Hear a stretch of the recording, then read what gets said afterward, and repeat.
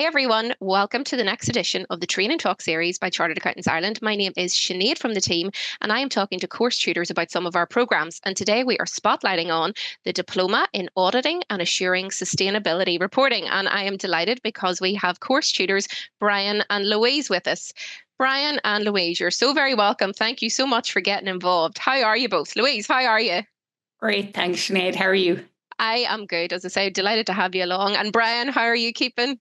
Great as well. Hope yourself, Sinead. I am. I'm doing good. And I'm always delighted to get you involved. I know we've spoken different programmes before, but look, it's just really good to, I suppose, showcase what the thing is all about. So thanks for taking the time to join me today. And I know you both, but I'm forgetting that people tuning in won't know you as well. So Louise, if I come back to you, would you give us a bit of an introduction?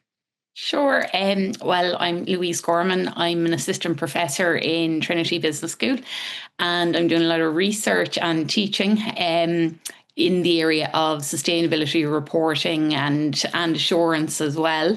So trying to bring some of this now to Chartered Accountants Ireland and helping out in the diploma. Brilliant, and well placed to do so. Fabulous. And Brian, your good self? Yeah, thanks, Sinead. So I'm an audit and assurance partner with Deloitte. I lead out on our offerings to our private clients. One of them, which is around sustainability reporting. And along with Louise, I've been supporting on this particular diploma over the last kind of year or two. Fantastic. And it is, it's brilliant to see just the need and the demand that there is in this space. So look, I'm sure folk tuning in, they'll want to know what is actually involved in the thing. So Louise, if I come back to you, can you give me a bit of a feel for, what's in the programme? Sure. Well, the programme involves 7 modules. So it really covers everything you need to know in order to understand sustainability reporting and the assurance of the reports. We start off quite general. If you know very little about sustainability reporting, we cover the landscape, the various different frameworks. The one I suppose everyone knows of is CSRD, but we also cover the IFRS standards, the ISSB standards, and the GRI, which is a voluntary reporting initiative. And I should say with the CSRD, we also cover the VSME standard for companies that don't fall into scope of CSRD. So really anyone who's considering sustainability reporting, there's something there for them. We do go a little bit in the second module, a bit deeper into CSRD, but all the time we're linking it up to the other frameworks as well, particularly since the Omnibus, and we know CSRD isn't applicable to as many companies anymore. We do try and bring in any framework that you could use, that you'd like to use. By the third module, then we really get into the more specific stuff. So our third module is solely on climate, and I should really mention the other tutors who are delivering them. So I'm delivering the first, Orla Carolyn is delivering the second, Dave Fitzgerald does climate, that's the third. So we're talking about emissions, energy, calculating greenhouse gas emissions, all the CDP framework and various different measures that you'd have there. The fourth then covers other environmental areas, and that's Cormac Madden, who used to work in ESB. He takes the perspective of the planetary boundaries and talks about environmental reporting that way. The fifth module is on workforce. My colleague from Trinity, Nafu, delivers that. And then the sixth covers other stakeholders, so affected communities, consumers and end users. And it also does a little bit, prepares you for the assurance piece on internal control, governance, who needs to be sitting on your board, who needs to be sitting on the audit committee, how you can use, like say, COSO or existing risk management frameworks and apply it to sustainability data so as to get you ready for the assurance piece. And I think I'll leave it to Brian, who's the expert on the assurance.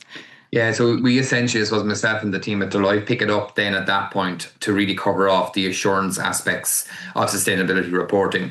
So that really, I suppose, captures for anybody who wants to provide this type of assurance service, the kind of various different standards that they could potentially use, the various different intrinsics that you need to think about as you kind of do that. And I think pulls it all together quite neatly and well then towards the end in around then, well, what does a good sustainability report look like, and then what does ultimately a sustainability set off and a report then on those sustainability kind of reports look like. A really comprehensive diploma by the signs of it. And I suppose a question that we often get asked is the delivery. How is it delivered, Brian? Would you tell me a bit more about that? Yeah, so I mean, it's essentially it's online with all the different kind of tutors, as kind of Louise had kind of set out previously, and I suppose each tutor is really bringing their, I suppose, expertise in around what they've kind of done in practice, which I think is great. So you have those who worked in business. Louise, who's obviously worked in it from a kind of I suppose, an academic perspective, and then ourselves then looking at it from a kind of an assurance perspective. So, I think you get lots of, I suppose, of good examples, lots of, good, I think, ideas of what good kind of looks like. And I suppose that's kind of the idea of it. And then that you kind of get away then with loads of different kind of reference points and loads of other kind of, I suppose, places that you can go off then to do even more kind of research and kind of, I suppose, you're looking into it even more yourself. Fabulous. And another question, assessment. How is the diploma assessed? Louise, if I maybe asked you to come on that one. Well, the assessment comes in two parts. So the first part comes after module 3, and that's really applying what you've learned about the landscape and so on in the first 2 modules and the general stuff, and then applying it to the area of climate change. So that's 50%. And then the other 50% comes after module 7, where you're really looking, and I suppose I should say for both of the assessments, you're looking at an existing sustainability report. So you can pick any company really that you want, and you look at their report, and then you're applying what you've learned to that report. So the second piece is similar.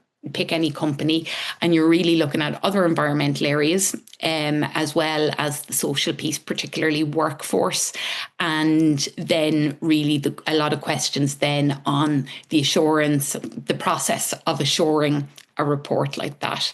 So you get about a month, you've plenty of time. We're conscious that the learners are busy people. You get about a month or so to do it, and then it's all submitted online. You get your grade back about a month later, and all done and dusted after that. So we really want to make sure that the assessment adds value, that you're learning when you're doing the assessment. Yeah, it sounds super practical. Which Very practical. Which is what people want at this stage when they're coming to these programs. And who do we think this is geared for? Who is the program ideal for? Louise, if I stay with you, who do you think is going to get a lot out of this? I think that anyone could really get value from this. Yes, obviously, if you want to be an assurance provider in the area, and you do need theoretical training for that, so it's an obvious program to take them. But I do think as well, if you're on a finance team or an accounting team in any company, and you're considering preparing a sustainability report, even to do that assurance piece is very valuable, because you really, as Brian said, what a good report looks like then. And I wouldn't say it's restricted just to companies that fall in the scope of CSRD. Obviously, it is very useful if you do, but if not, as I said, we cover the VSME standard, which is for the smaller companies, which is now really any company under 1,000 employees. And we also we must bear in mind that the UK are adopting the IFRS sustainability reporting standards. So we cover them. So if you've got trading partners in the UK, I think the key word here is value chain.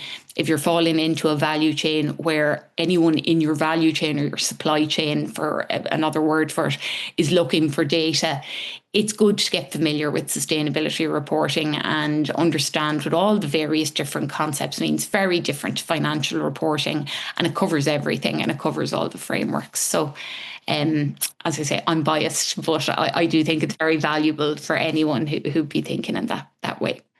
Any further thoughts on that, Brian? No, I agree. I mean, look, it's very comprehensive. So I mean, it is, yes, it's assurance. So obviously anyone who wants to provide assurance or be considered to be an assurance provider, this will give them their 60 kind of educational credits that you need to kind of on kind of actual training. So I mean, that's obviously kind of extremely beneficial.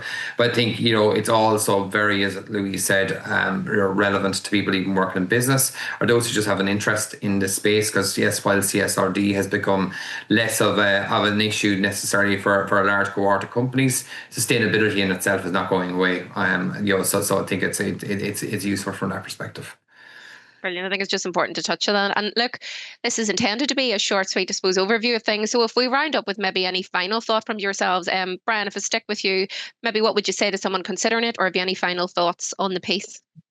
No, I mean, I think, if you have any kind of interest at all in this space, I mean, this is the course for you. There's a fantastic lineup of tutors who give real, I think, on the ground kind of expertise. And I think you'll come away with so much reference points and so many great examples. I think you'll be able to bring that then into your own kind of, I suppose, real life, if this is kind of a space that you then end up kind of going to work in. Brilliant. And yourself, Louise, any final thoughts? I suppose just picking up on what Brian had said, sustainability isn't going anywhere. And I think we do need to think about this sometimes because money talks in financial terms. And while the CSRD may not apply to so many companies anymore, there's environmental risks to the financial statements.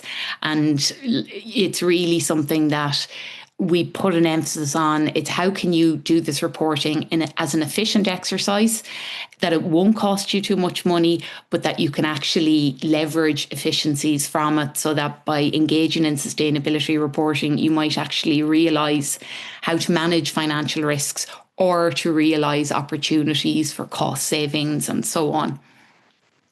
Folks, thank you so much. Really comprehensive. We packed a lot into that short time frame there, but I think it's really valuable for anybody who is looking at it to be able to hear in your own words, I suppose, the content, what's involved. So really appreciate you taking the time to walk us through everything. So thanks a million, Louise, and thanks a million, Brian. Thanks, Sinead. Brilliant. So folks tuning in, stay tuned. On the next screen, we'll pop some more information. You'll also find some more information in the caption. And thanks a million for watching. And until next time, see you soon.